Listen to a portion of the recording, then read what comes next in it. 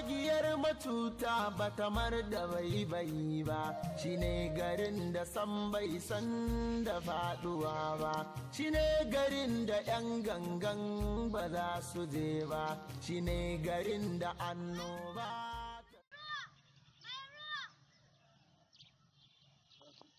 Kaga sa'a ba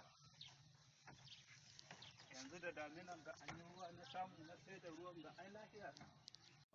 Shine garin da tarihi ya kawwamewa, shine garin da alfarma ta kambama shi, shine garin da jarumta ta jinjinawa.